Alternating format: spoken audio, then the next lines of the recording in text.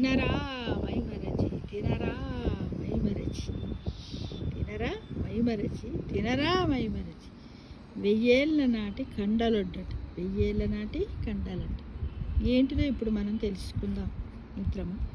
కీర్తిశకము 1025లో పశ్చిమ చాళుక్య ప్రభువు రెండవ జయసింహ కోరికపై లోకోపకార అనే తొలి విశ్వ విజ్ఞాన కోశాన్ని చావురుండ్రాయ అనే కవి కన్నడంలో రచించాడు.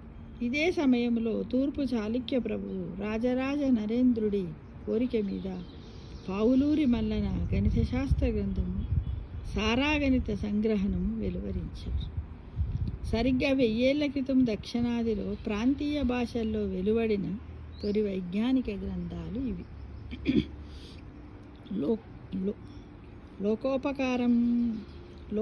లోక ఉపకారం కోసము పోటీపడ్డ ఇద్దరు ప్రభువుల విఘ్నోపాసనకు ఇదే నిదర్శనం. సంస్కృతంలో అప్పటి వరకు నలుడి పాకదర్పణం మాత్రమే ప్రామాణిక గ్రంథంగా ఉండగా లోక ఉపకారంలోని సూపశాస్త్ర అధ్యయనం అనేక విస్తృతమైన వివరాలను అందించి 1950లో శేషయ్య కన్నడ టీకాతో లోక ఉపకారాన్ని ప్రచురించగా 2006లో ఏషియన్ అగ్రి ఫౌండేషన్ తరపున వాల్మీకి శ్రీనివాస అయ్యంగార్ దీని ఆంగ్ల అనువాదాన్ని తెచ్చారు. లోకోపకార గ్రంథములో రోజువారీ ఆహార ధాన్యంగా బార్లీ వాడుకునే కొన్ని ఉపాయాలను వివరించారు. బార్లీ ఇంగ్లీష్ పదం, మన వాళ్ళు యవధాన్యం అనేవారు. బార్లీ, ఓట్స్ ఒకే కుటుంబానికి చెందిన సమాన గుణధర్మాలు కలిగిన మనవి కాబట్టి బార్లీ మనకి ఎక్కువ హితవుగా ఉంటుంది, అంటే మేలు చేసేదాన్ని. బార్లీతో వివిధ వంటకాల గురించి చావుండరాయ వివరించారు. ఏమని? బార్లీ పిండి అంట. పాలను చిక్కగా మరిగించి కడిగి శుభ్రపరిచిన బార్లీని అందులో ఒక రాత్రంతా నాననిచ్చి మరునాడు ఆ బార్లీని ఎండబెట్టి మెత్తగా పిండి పట్టుకుంటే బియ్యపిండి గోధుమ పిండికి బదులుగా కూర పులుసుల్లో చిక్కదనం కోసం వాడుకోవచ్చని చెప్పారు. ఇక బార్లీ లడ్డు. ఇలా తయారు చేసిన బార్లీ పిండిలో కుంకుమ పువ్వు, ఏలకుల పొడి, చక్కెర కలిపి నెయ్యి వేసి తయారు చేసిన లడ్డూలు అమితంగా చలవనిస్తాయి, రుచికరంగా ఉంటాయి. వీటిని తిన్నట్టయితే తక్షణమే శక్తిదాయకాలు. లివర్ని, మూత్రపిండాన్ని కూడా శక్తివంతం చేస్తాయి. తర్వాత బార్లీ పాయాసం. ఈ బార్లీ పిండిని పాలలో ఉడికించి కుంకుమ పువ్వు, ఏలకుల పొడి, బెల్లము వగైరా కలిపి కాచిన పాయసము అమిత బలవక్కరం,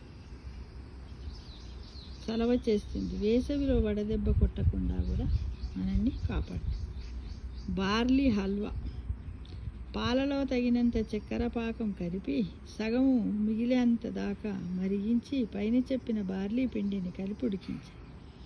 నెయ్యి కొద్ది కొద్దిగా పోసి ఈ మొత్తం ముద్దగా గట్టిపడే వరకు కలుపుతూ ఉడికిస్తే బార్లీ హల్వా సిద్ధం.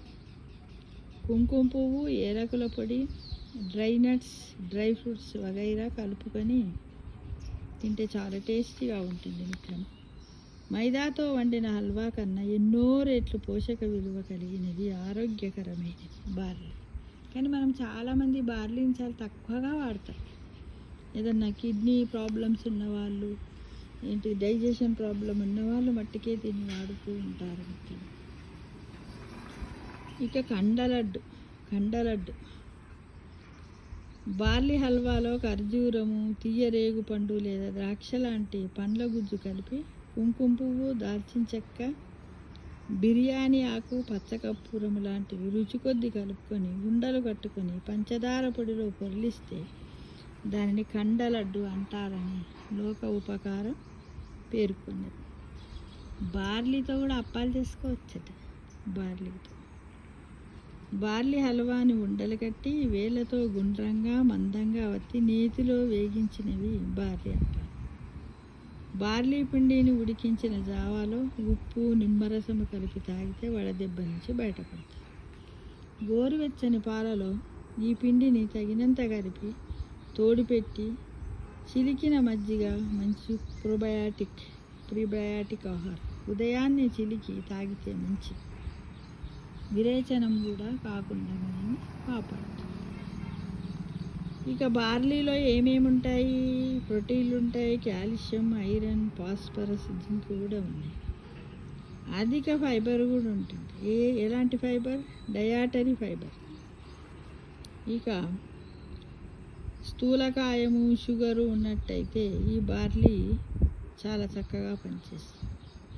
కడుపులో మంట ఉండి, విరేచనాలుండి, వడదెబ్బ గిట్ల తగిలినట్టయితే ఈ బార్లీ వాటర్ను తీసుకుంటే తగ్గిపోతుంది.